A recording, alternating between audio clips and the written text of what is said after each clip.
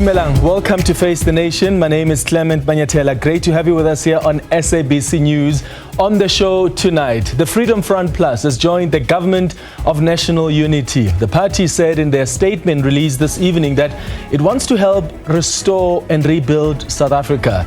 But what's in it for the party? The last time their condition was for Orania to be constitutionally recognized. The president of the Freedom Front Plus, Dr. Pieter Groenewald, will speak to us. Also on the show, is the DA playing gatekeeper in the Government of National Unity? The DA's Federal Executive Chair, Helen Zille, told us on this show on Tuesday that the ANC didn't consult her party about the Patriotic Alliance joining the Government of National Unity, even though the document of intent that guides this agreement requires that of them. She said she has since complained to the ANC, but the party doesn't believe that it should have consulted the DA. The PA's Gayton McKenzie says he waits to see who is the real boss of the Government of National Unity, Helen Zille or the ANC that invited other parties to join. Well, Gayton McKenzie will face the nation tonight. And then later, is the Democratic Alliance serious about fighting racism head-on within its ranks? The party has suspended its Member of Parliament, Renaldo Gouws, for making racist remarks. But is suspension enough? Should he have not been expelled? Is racism not grievous enough of an offense in the DA to warrant an expulsion? The DA's Richard Newton will join us tonight. But first, my comment.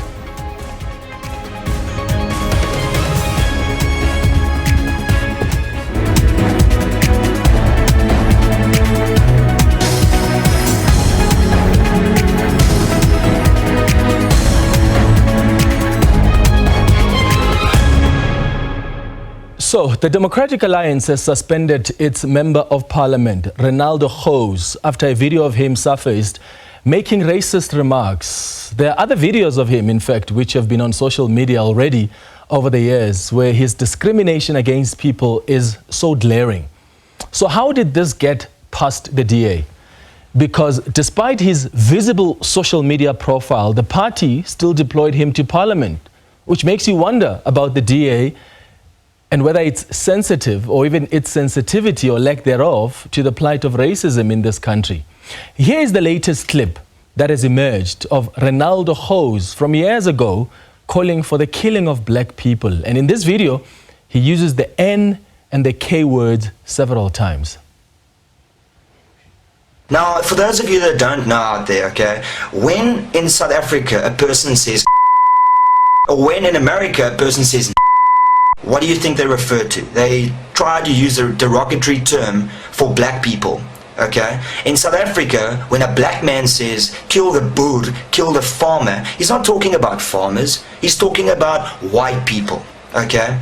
Now, this has erupted in South Africa, okay, this thing that he did now. That, you know, then the excuse is it's the struggle song, you know. Well, yeah, the struggle ended almost 20 years ago. Why the are you still singing about the struggle?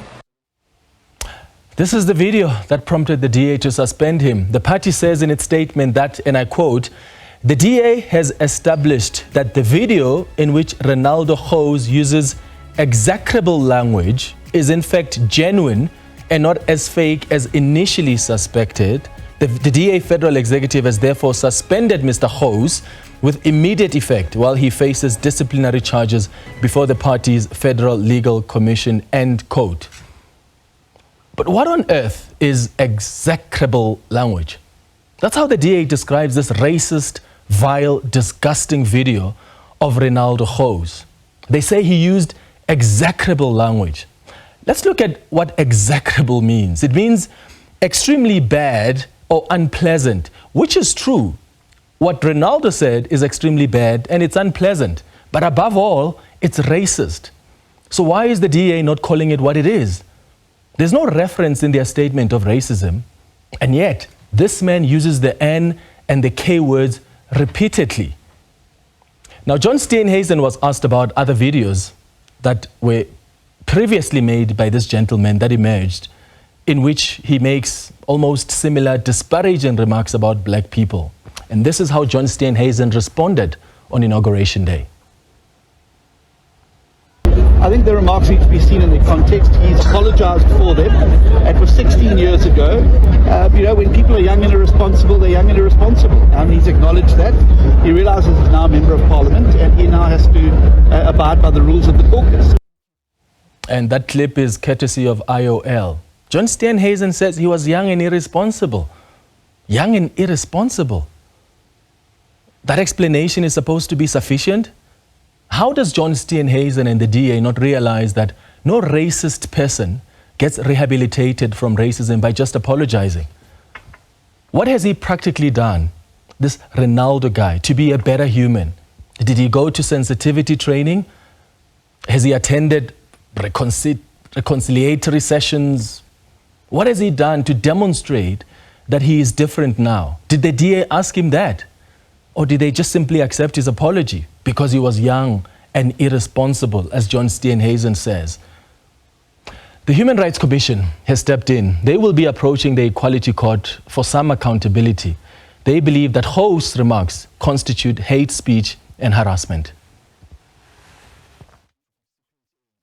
We're always concerned about these racist comments going around, and especially now that the hate speech has been written into an act, we are very concerned about it. But more concerned is that it could be uttered by a person with a standing like that in society and going to parliament. And yes, we are concerned, but as we say in the commission, it must be investigated, and the person must be given a time and a place to defend him or herself in this matter. So we will do investigation. We will have to go and engage the person that has uttered, supposedly, allegedly uttered this. But yes, even if it's done in the past, we always have to make sure that now it's resurfaced. As you know, in other cases, that even a retweet by anybody else is also an offense. I really hope that he will be thrown into jail, because the new hate speech bill is now law and the penalties seem to be somewhat harsh enough. That's if this will be applied retrospectively, seeing that the video was recorded before the bill became law. But I hope he will be fired even from Parliament, because as we speak now, he remains a member of Parliament until his membership of the Democratic Alliance is terminated. I hope there will be accountability. This country has been soft on racists for a very long time. It's crazy that black people must be subjected to this level of hatred 30 years into our democracy, when they were subjects of legislated racism and hatred for decades and decades of apartheid. So shame on Renaldo Gouws. He has never shown genuine remorse. In fact, his first statement after the first videos emerged, he said in the last paragraph, and I quote here, please drink a Panado for the chest pains if a video of 16 years ago offended you, end quote. That's what he said. He has since deleted that post because I think he saw that it revealed his true character and intentions. He followed up this deleted post with an apology, which the DA then accepted. Now, as much as the DA has done the right thing by suspending him and subjecting him to a disciplinary hearing, I believe the DA should have been bold enough to expel him. He lied to the party and said the latest video where he calls for the killing of black people while using the K word and the N word is fake. Does that demonstrate someone who is remorseful and honorable? The DA has missed an opportunity here to send a strong message that it doesn't tolerate this behavior by expelling him, and go even further by going to lay charges against him themselves. If their constitution doesn't see racist behavior as warranting expulsion, maybe they need to revisit it. The question I'm asking you tonight is, what do you make of the DA's decision to suspend its member of parliament, this Renaldo Gouws, due to these racist remarks? Would expulsion have been a more appropriate sanction in your view? What do you think? Please send us a WhatsApp voice note right now on 078 459 1897. Alternatively, you can send us a tweet on @FaceTheNation SABC.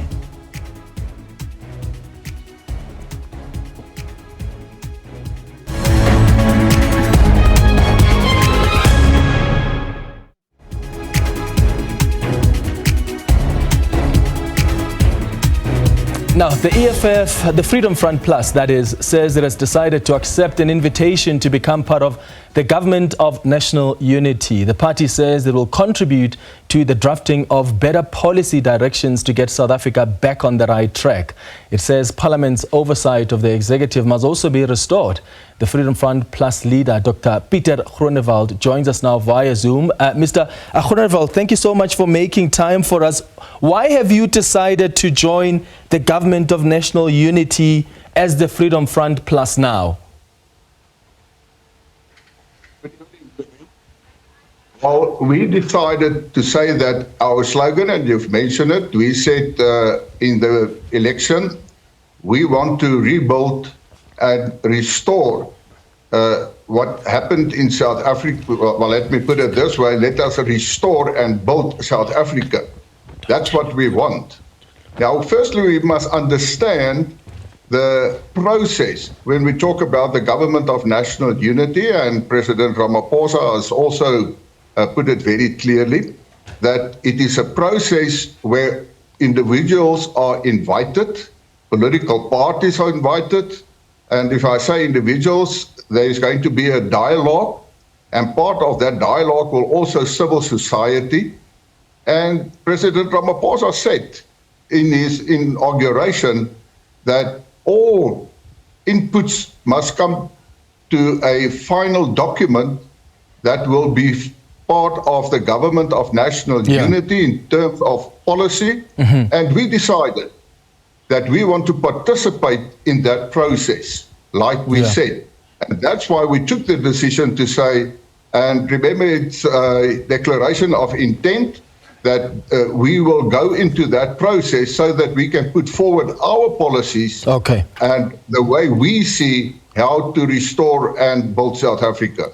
Your party in the Northern Cape wanted Orania to be constitutionally recognized. Is that something you still want to negotiate with the ANC as part of the deal to be part of this GNU? That negotiation has been completed. It has already been accepted by the ANC and the government in the Northern Cape. And it's not that we want to constitutionalize it. In fact, it's already been in the Constitution in Section 235 constitutionalized. So it's not a matter that it's something new. Part of the agreement there is to put emphasis on the development of the Northern Cape as a whole. The Orania issue is part of an agreement, not the whole agreement. And they also want to contribute in the further building of all the people in Northern Cape. To give you an example, the Premier there said to us that there are lots of communal land, and he would like to see that the expertise from Orania and all the other farmers in that region be put available to assist the farmers on the communal land. And there's also a task team that will be established to see that we take that process forward. So it is to the benefit of all the people in the Northern Cape. All right, Dr. Groenewald, just help me clarify here. I had the ANC's Secretary General, Fikile Mbalula, on this show this week, and he said that's a non-negotiable for them. As part of the ANC, that is against their values and what they stand for, this recognition of Orania. So when you say that that agreement has already been concluded and it's been accepted by the ANC, what exactly do you mean? What did they agree to? Exactly what I said. We agreed to that. And a couple of weeks ago, we had discussions with the national level of the ANC, and I explicitly asked about the Northern Cape and whether they have the authority to accept or not. And it was said to us that, yes, they do have the authority to accept or not, and they did accept. What did they accept? Maybe, just for clarity for our viewers, what exactly did they accept that was your condition? The agreement that we've put forward in the Northern Cape was accept, and that agreement states, for instance, that all the documents and, for instance, court cases, where they re-emphasize the fact that they recognize those actions taken to recognize the status of Orania. So they have accepted that. Okay, so to be clear, you are telling us this evening that the ANC has accepted to recognize Orania. Well, as I said, yes, well, they've accepted the agreement, but let me put it very clearly. It is not for the ANC to decide whether they recognize Orania or not. It is a constitutional matter. Section 235 makes it possible for an Orania to exist. And yes, I emphasize, they did accept that the status of Orania prevail, because you must also remember there was a court case in the 90s, late 90s, that actually recognized the status of Orania. Okay. What's in it for you, being part of this government of national unity? Do you expect to be part of government as well, or do you want to be given some key positions in the legislature as well? What are your expectations? What's in it for you? Our expectations is that, for instance, the policies of the Freedom Front Plus can be incorporated with a final document and agreement when it comes to a government of national unity. We have specific proposals how to build the economy. You must understand the declaration of intent is broad matters, like, for instance, the rapid building of the economy, but that there are no detail when it comes to all these matters. So we want to put our detail forward. So what is in for the Freedom Front Plus is that we said to the voters and the supporters of the Freedom Front Plus, we want to restore and build South Africa. And in our manifesto, we've put clearly how we want to do that. And what is in for the Freedom Front Plus, we say it is also to the benefit of all the people in South Africa. And if we can succeed to put that in a final agreement document, then we have succeeded. All right, Dr. Pieter Groenewald, the president of the Freedom Front Plus, I appreciate your time on Face the Nation tonight. I suppose the key takeaway there is that the ANC, according to the Freedom Front Plus, has now accepted and recognize the status of Orania. This is despite Fikile Mbalula telling us on this show on Tuesday that that is a non-negotiable, that goes against the values of the African National Congress. Well, they've now joined the GNU, and clearly they got what they wanted, because Dr. Groenewald says they've accepted to recognize the status of Orania. After the break, we're going to speak to Gayton McKenzie, the president of the Patriotic Alliance. Stay with us.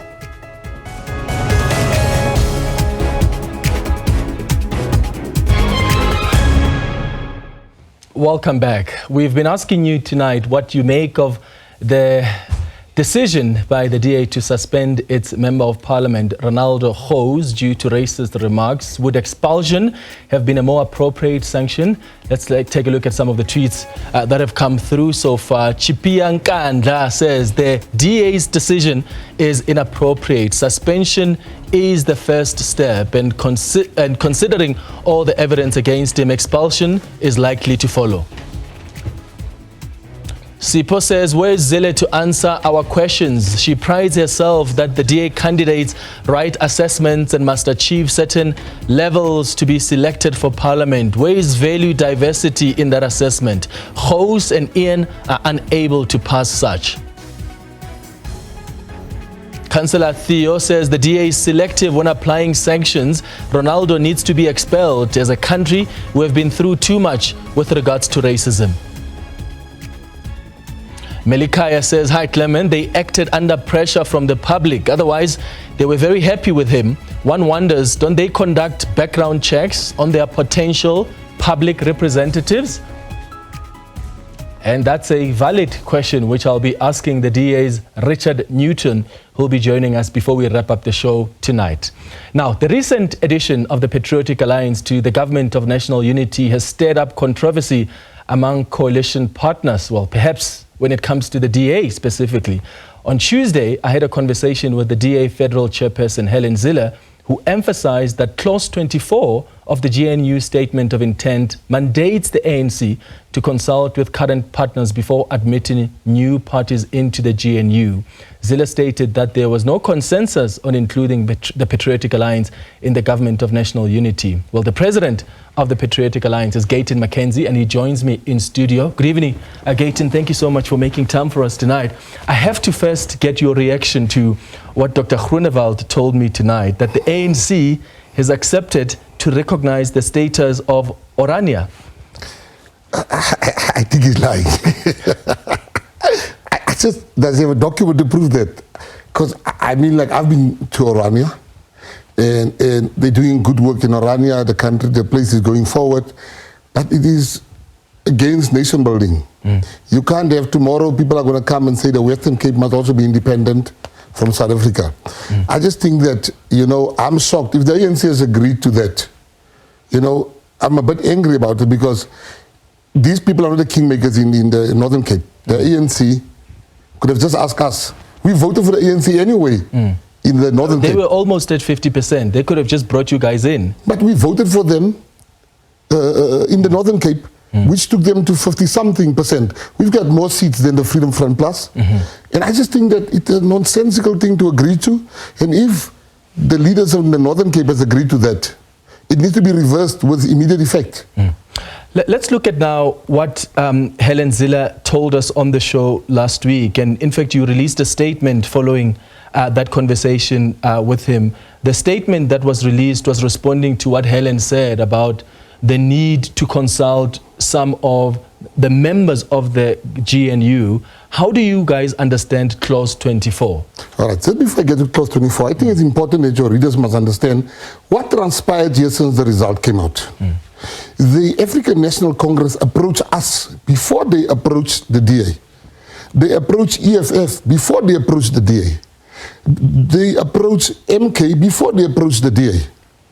So this thing, this narrative that the DA want to bring out that we are latecomers to this thing, it's false. In our first meeting with the African National Congress, we've agreed we're going to work together. Helen Zille got the contract, or not the contract, clause, the statement of intent at the very same time that we got it. But because we are people that like to think before we act, we sent it to our lawyers to look at it, and she went to go and sign before us. Now, signing before us doesn't mean that they are the founding members. Nobody is the founding member. The African National Congress is the founding member of this thing. They are the principal member, number one, and that's where the problem comes in for the DA. And they are the founding member. The ANC invited us. We were invited by, I was invited to the Progressive Caucus. I was invited by the ANC. The DA was invited. We were all invited. But this Clause 24 and all these things Helen Zille is saying, it stems from the same Renaldo Gouws mentality, that she needs to, she's got an incredible need to be in charge of black people. She cannot understand that we are invited here. And as we are invited, the rules were given to us. We could have said yay, or we could have said nay. MK met with the ANC, they said nay. EFF met with the ANC, they said nay. PA met, DA met, we said yay. Now she comes here. We have been telling people this thing is pure racism, embarrassing the African National Congress. You know, I must today say something. During these negotiations, I've never seen the ANC being so generous in listening to views. And now Helen Zille rocks up and say, nothing happens without me here. It is the Mrs. mentality which took us to exile. She needs to speak to stay away from this thing, because in the spirit, now she talks about Clause 24, Clause 54, Clause 24. The best example I can make you. If a girl, if you decide to marry a girl, the two of you say we're going to get engaged. That's what happened here. The intent is to get married. If that marriage doesn't happen, what recourse does that girl have? She can go to court. She can go to court. The court can fine me for not marrying the lady. But the court can't instruct me to marry her. That's the same thing happening here. She talks about the clause. This is a statement of intent. How are we going to form the GNU? When the GNU gets formed, it will then give life to the document. It will then... Now they want to make Fikile Mbalula like he doesn't know what he's talking about. She didn't read this document properly.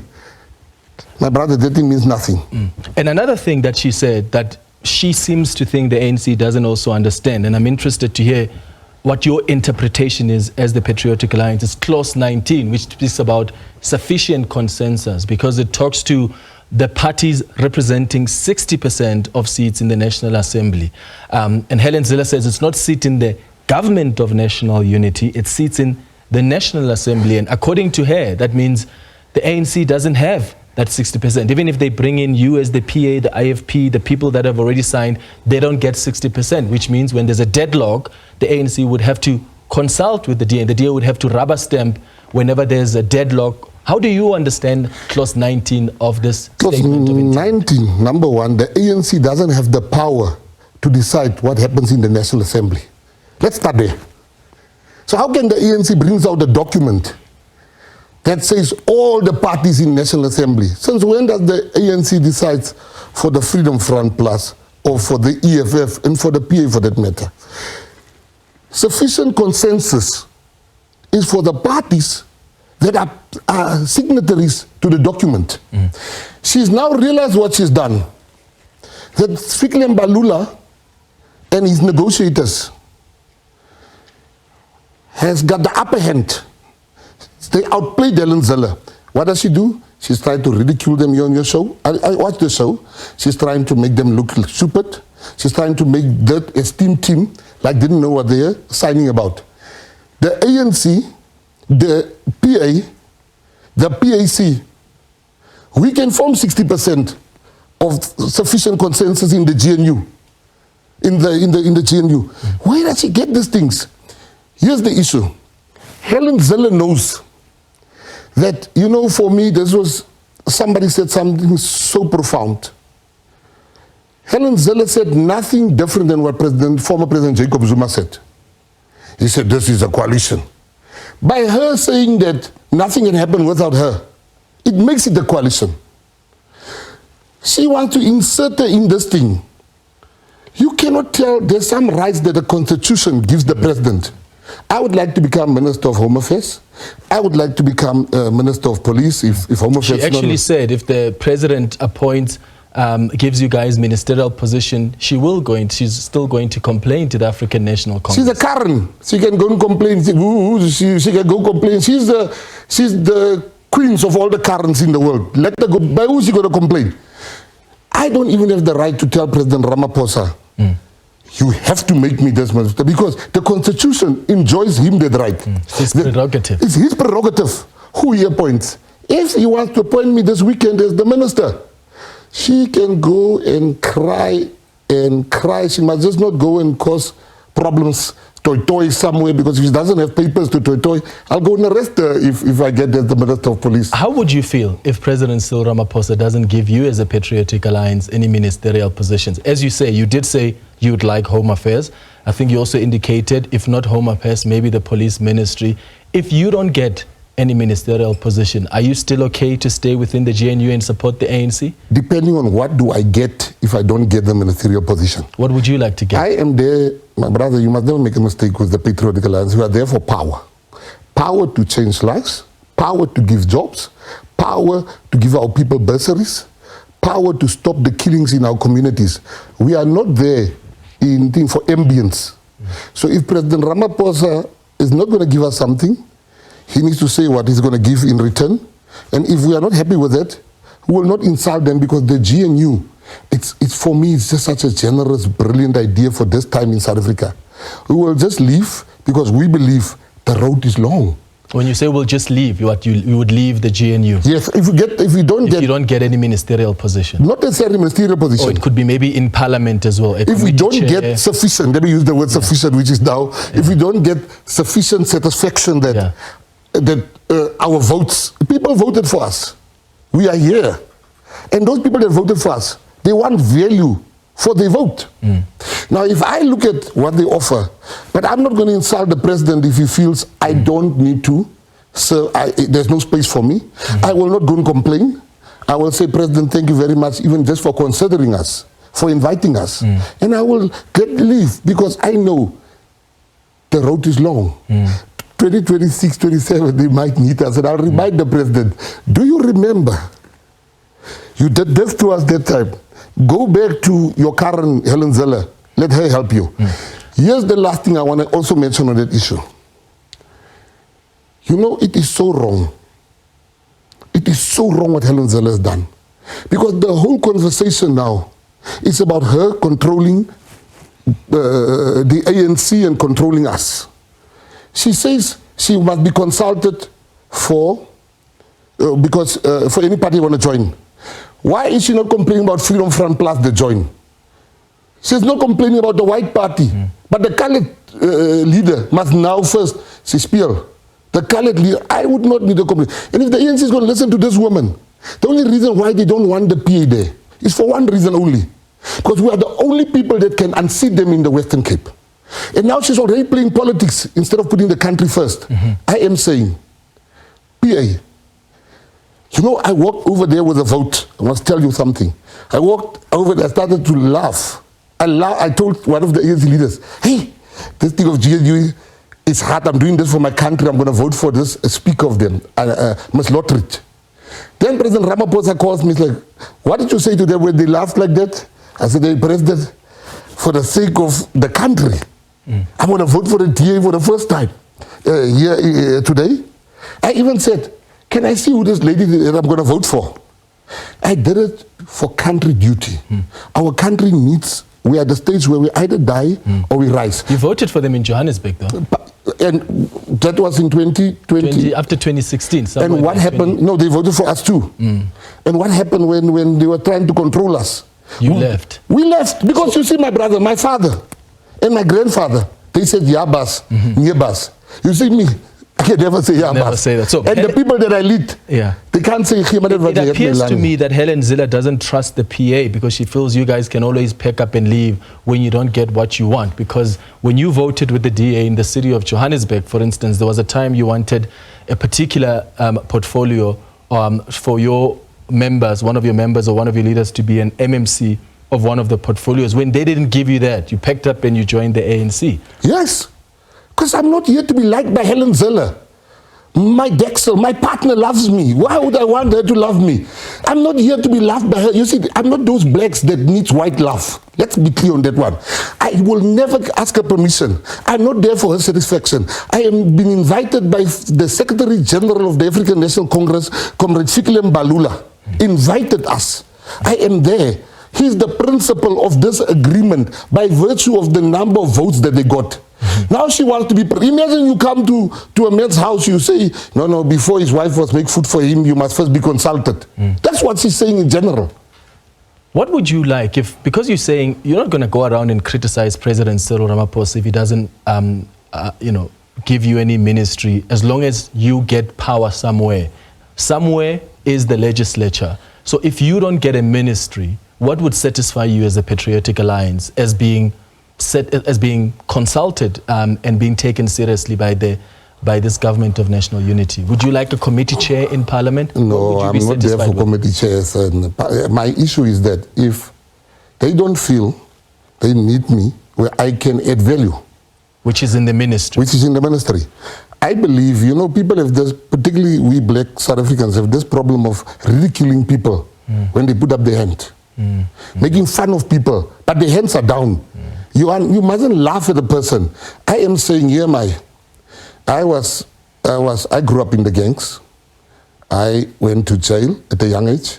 I spent my whole youth in jail. I led the prison gangs. I led the gangs on the outside. They came out. I transformed my life. I understand how criminals think. I became a very successful businessman in my life. So I'm saying that I think I'm best equipped to fight crime. I understand the mafias. I understand the gangs. I'm not going to go read. If I get appointed, let's say the president appoints me Monday morning, I already know where's the first place I'm going to go to. Which is? The airport. because it's a crime scene. OR Tambo is a crime scene. You need to rearrange that whole airport because it's a crime scene. You have one little dog sniffing. There are 20,000 people passing a day. That dog can only sufficiently sniff 20, 30 people. Now, there's so many ideas that I have that I know I can fight crime. And I want to offer that to my country. Now, if the president feels I'm not the right person for that job or he is a better person, I must not be angry. But I have the right to say, no, we're going to set this one out. Because we also don't want what Helen Zille is doing with the ANC now to happen to us. Voters are looking at us. And she has just decampaigned the ANC big time. That they must report to. Imagine people go past the DA and vote ANC to hear a week thereafter that the very ANC they voted for can't move. Who I was speaking to, it is racism, it is this white supremacist attitude that she has. She has no business. She's not only embarrassing President Cyril Ramaphosa, she's also embarrassing her own president. In the PA, imagine if one of the negotiators go and talk this nonsense. In the PA, the negotiator will be gone. So she must be gone. If the president asked you, motivate why I must appoint you the Home Affairs Minister, what would you've explained to us now what you would do if you are police ministry and where you would focus on. What fundamental changes would you bring about if you are appointed Home Affairs Minister? My brother, you know, the issue that we don't want to accept in this country is that when we say Abahambe, we're not just talking about deportation. We're talking about job creation. When you have, let's say, people say there's 12 million illegal foreigners here, but let's just be more reasonable. For the sake of this argument, let's say there's 6 million. Of that 6 million, 2 million are criminals, that I can tell you. 2 million are still looking for a job. 2 million, they got a job at the moment at the restaurants, at the houses, and some of them even in government departments. Now, once you mass deport them, you've immediately solved 3 problems. Problem number 1, there's 2 million jobs. That's in the market, that's on the market.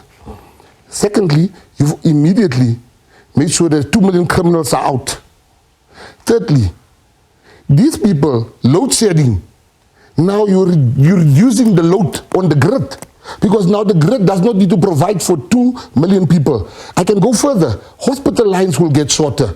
These people apply for RDP houses. They apply for RAF, the Road Accident Fund. Because the Constitution allows for them. No, but the Constitution doesn't allow for it, my brother. That's what the RAF is trying to change right now. The Constitution doesn't allow for a criminal to claim from them that's illegally here. The Constitution does not recognize you unless you came with asylum. Yeah. And the asylum, you can't jump from Nigeria. As the law of seeking asylum is very clear. Yeah. You go to your neighboring country. Are we the neighboring country of Nigeria? Yeah. I mean, you make a good point. I'm just saying that the RAF president, in fact, is trying to fight it in the Constitutional Court now because what the legislation says actually allows that any foreigner here who is in an accident in South Africa can actually apply for RAF. And the CEO is trying to fight that because he feels that there are people that may be legal that may benefit from the RAF. Let me ask you about, I asked Mark Maharaj a question on my radio show this morning. I asked him what advice would he give to members of the Government of National Unity, and he said this, and I quote, "There will be a lot of disagreements, there will be differences that will arise, but there must be cool heads. Always avoid public spats and stay committed to the Government of National Unity." What we've seen so far are public spats. You speak about what Helen Zille has said publicly, even though she's praised the ANC and how they've carried themselves out. Where do you think the mistake has been made in this Government of National Unity? And how do you guys come back together? Because we need you guys at the end of the day to work together to put this country first and move it forward. Brother, you are wrong. I can't hit you over the head. And when you have a headache, I come with tablets. That's what she does.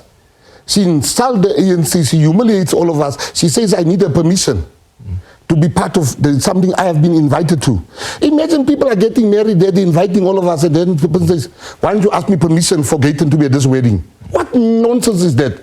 You see all those people there, John Steenhuisen, Mr. Thabisa, Mr. Groenewald, President Ramaphosa. We've never said anything against each other.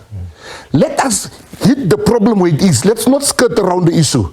If there's one drug user in the house that's breaking the furniture, we mustn't say that family breaks the furniture. We must identify the Nyaupe addict in the house. Helen Ziller is the Nyaupe addict in this house. She is coming here, and we must call her out. We can't tiptoe around this old woman that must be with the grandchildren.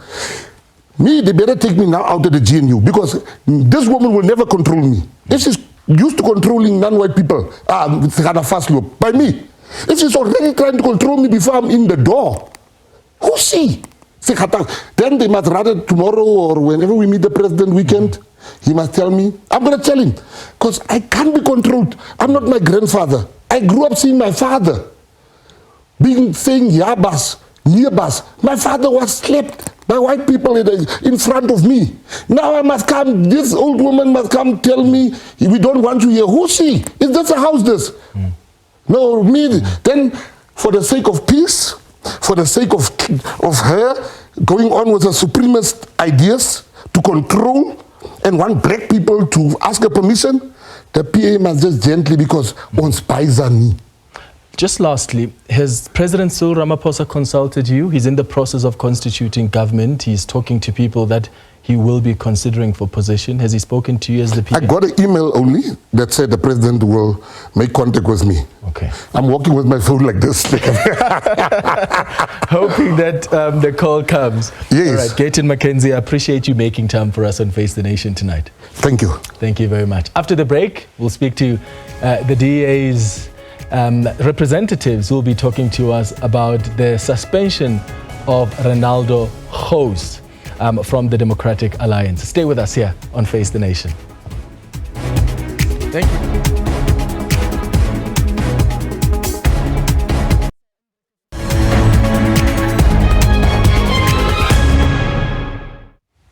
Welcome back. The DA has sought to clarify their decision to suspend the newly sworn-in Member of Parliament, Renaldo Gouws. This comes as the Human Rights Commission filed papers at the Equality Court. In fact, that's what they're preparing to do regarding the alleged racist slurs made by Gouws in a 2010 video that has been circulating online. Now, the DA says it has established that the video is genuine and not as fake as it had initially been suspected. The DA's Director of Communications is Richard Newton, who joins us now via Team. Richard, thank you so much for making time for us. Why have you only taken action against Renaldo Gouws now? You were already privy to the previous videos that went viral, for which he apologized. Yes, good evening. Yes, the first video you're referring to was the one that came out, I think, earlier in the week, where he spoke of reverse affirmative action, if I recall correctly. He did apologize immediately for that and say that, it was during his young and angry years, I think he said. And we felt that he was showing remorse for something that had happened so many years ago. But of course, when the second video came out, I mean, that is absolutely, way beyond the pale. And we immediately said that this is not what the DA stands for. This is not in line with our values and our principles. Mm-hmm. Our first reaction was to check whether it was had been altered or used AI to do it as had been alleged. We established that it was not the case and this was a real video. And then in the space of 12 hours, the federal executive ruled that he should be suspended with immediate effect and suspended from all party activities. So we reacted speedily as soon as that video was brought to our attention. Yeah. Are you aware that before he posted the apology, he posted a statement where he told those who took offense to his remarks from 16 years ago that they must go, and I quote here, go drink a Panado for your chest pains. He then deleted that statement. I mean, that initial statement suggests, at least to me, that he's not genuinely remorseful. What made you to be satisfied with his apology and keep him in the party initially, before this recent incident? Well, that incident you're talking about before was perhaps just a day or two before this particular incident. Yes. I didn't see that statement where he's taking a Panado. But we did see the public apology, and of course he was taken to task by leadership, who felt that he had accepted that what he did was completely wrong, and that this was now a decade or what later. But of course, what followed was absolutely shocking, and immediate action had to be taken, which the FedEx did straight away. I suppose what I'm asking is, what made you be satisfied, even with his initial apology, that this is someone who genuinely realizes what he's done? Because, and correct me if I'm wrong here, in my view, no racist person gets rehabilitated from racism by just apologizing. There has to be work that is done. For instance, did you guys ask as the DA whether he has gone for sensitivity classes? Did you ask if maybe he has gone to, I don't know, racial healing sessions? Whatever he could have done to be a better human being. How did you satisfy yourself as the DA that this man, not only is he genuinely apologetic, but he actually has made amends? Well, as I say, given the time frame that had lapsed, this was, of course, before he joined the DA. And then when he joined the DA, he has been working in various positions for quite a while. And this had not been a further issue. And we felt that he had shown remorse for those initial comments, the one about the reverse affirmative action that he spoke of. Of course, it does go against what the party stands for, and he was rebuked for that. But of course, then again, the follow-up is a different kettle of fish altogether. Okay, but it's still your responsibility as the party to ensure that when someone has made statements like that you admit as the DA that go against your values, they're able to, at the very least, demonstrate that they are different people. So my point here is, if someone apologizes for having made racist connotations or remarks in the past, doesn't mean they're no longer racist. So as a party, you have a responsibility, especially because you're about to deploy them in the legislature. You have a responsibility to satisfy yourself that he has made amends, that he has gone to be a better human being. Have you satisfied yourself in that? Or did you just take his word for it? No, we looked at the actions that he had shown over the last number of years, and we did not see a repeat of that. Of course, this video that now came out from 2010, that was deleted initially, and then it was archived and then resurfaced. We didn't have privy to that. Obviously, if we had seen that video or known that video, which I think was 2 years after the initial video, it would have been a different situation altogether. But we were only made aware of this video that we're talking about tonight, yesterday during the day. Do you not vet the members that you deploy to Parliament? We do vet them, and we have a vetting process that is a very, very strong vetting process. But you must remember that some people that we vet, for example, in Mr. Gouws' case, I think had something like 1,300 videos, which of course you take samplings of and you look through them. But it is quite a process, and obviously because those videos had been deleted before he did join the party, they didn't come up when we were vetting, and obviously because they were archived, they have now resurfaced, but we were not aware of those videos. Okay, so in your vetting, what, did you miss it? Because you're saying you're dealing with thousands of videos here. No, what I'm saying to you, Clement, and these had been deleted, and we subsequently found out they had been archived, and then they have resurfaced. We did not see those videos. Had we seen those videos, we wouldn't be having this conversation today. But Richard, he has a popular social media profile. How did you miss that? A lot of people have social media profiles, Clement, and we know he is outspoken, but not to the extent that it is going against the constitution of either the party or the country, or what is socially acceptable. And of course, this is now something we have to deal with, and there will be an investigation, and we will get to the bottom of this, and make sure it can never happen again. The statement that you released today on Renaldo Gouws says you realize that he uses execrable language. What is execrable language? I know it means extremely bad or unpleasant. Why are you not calling it what it is? This is racism. Well, that is what racism is. It's completely unacceptable and in terrible terms. We're not trying to paper over anything here.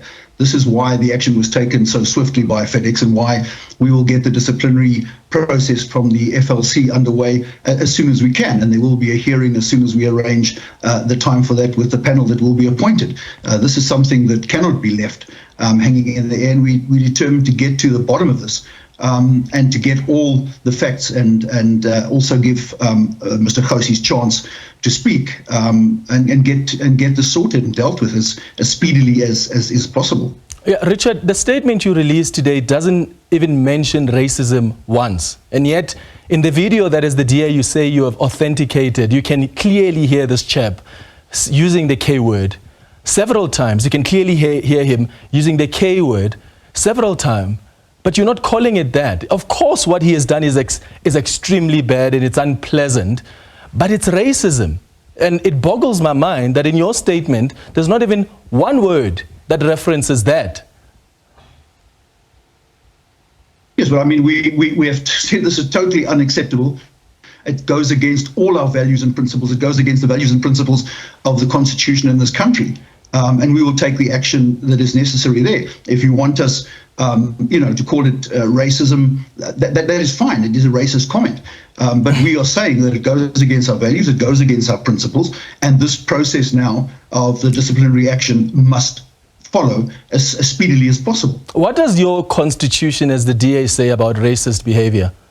Why is he not expelled? Well, because we are a party of process and there must be an opportunity for him to be heard. So it goes against the values of the party, it goes against the principles of the party, it goes against the constitution of the party, it goes against what we stand for. And we will then, as I say, give the process a chance, he will be heard, which is his right, and then the action that is necessary will be taken. Is racism not grievous enough for the DA to warrant it for anybody who expresses themselves in that manner to be expelled? Of course, you are a party of processes. I'm not suggesting that you must break your own laws. I'm suggesting to you that racism is quite serious. It's quite grievous enough to even warrant expulsion. Sometimes you don't need to suspend people. You can put it within your constitution that when you've used the N-word like that in such a violent, disgusting manner, then you don't even deserve for us as the DA to waste our resources taking you through a legal process. You're out of the party. Yeah, but there must be a legal process, Clement. It's like if someone commits a crime and you say they should go straight to jail because it's a terrible crime, there shouldn't be a process. There has to be a process, and the consequences for these actions will follow, and they will be the harshest consequences that the charges allow for. Under what circumstances can anybody be expelled in the DA? Are there provisions like that? Well, we have, as I said, a process, and whatever the charges are, you will have your chance to be heard, and then the process will take its course. And what I'm asking is, are there instances where you can expel people in the DA? You're asking me for a hypothetical situation. We have a process, and if you're accused of anything, it must be shown to be true, and then action will follow. And it will follow according to the criteria laid out in the DA's constitution. Richard Newton, the DA's Director of Communication, thank you so much for making time for us on Face the Nation. Let's wrap up with some of your WhatsApp voice notes that have come through. All right, we'll start with the tweets. Let's start with Tabo. The question that we were asking earlier about the action that the DA has taken against Renaldo Gouws. Tabo says, but they didn't suspend him for racist remarks. Instead, they suspended him for bad language, and that should be telling. Samson says the real question isn't about the rightness of the suspension, but rather how stringent the qualifying criteria for MPs are. How on earth did someone with such views get anywhere near public office? This calls for serious introspection. Kamva says he's only suspended but will be back in the National Assembly. Damage control. Well, the Patriotic Alliance says that he will be facing disciplinary hearing. The Federal Legal Commission will be going through the story that he will tell, his explanation, and then a decision will be taken afterwards. Let's listen to some of the voice notes that have come through. According to my opinion, Renaldo Gouws was supposed to be dismissed, not suspended. DA was supposed to set a good example that if you are racist, they won't tolerate such racism. Hi, Clement. This is Cliff. The Patriotic Alliance must just stop playing with us. This guy must be expelled. to show us, to prove to us as South Africans that they really are this non-racial political party that they rave to be about. That guy should not even set his foot ever again in Parliament. I think DA missed an opportunity here. What he could have done was to simply expel this racist from their party and go straight to the police station and open the case against this guy. By so doing, they're going to send a strong message that they are not a racist organization. They simply missed an opportunity here. Thank you. Thank you so much for sending us your tweets and your WhatsApp voice notes, for engaging with Face the Nation. This is how we wrap the Thursday edition of the show. We'll be back on Tuesday at 8 p.m. Have a good evening. Cheers.